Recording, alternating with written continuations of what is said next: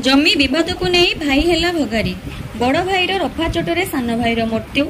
कलाहांडी जिला जूनागढ़ थाना अंतर्गत महिबर ग्राम में एक अभावन घटना देखा मिली।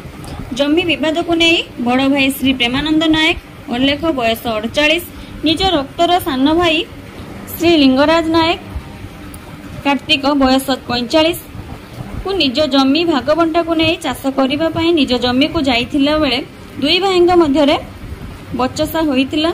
बड़ भाई प्रेमानंद नायक रफा साहाय्य सान भाई को मुंडरे मारिथिबारु घटनास्थल लिंगराज नायक मृत्यु हो जाइथिला।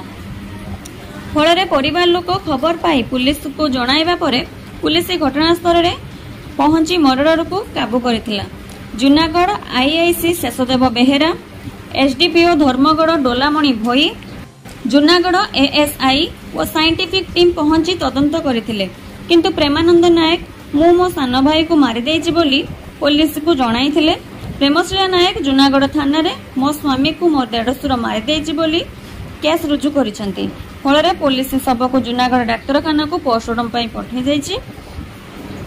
कलाहांडी जूनागढ़ समीर कुमार नागंग रिपोर्ट, जन अधिकार लाइव।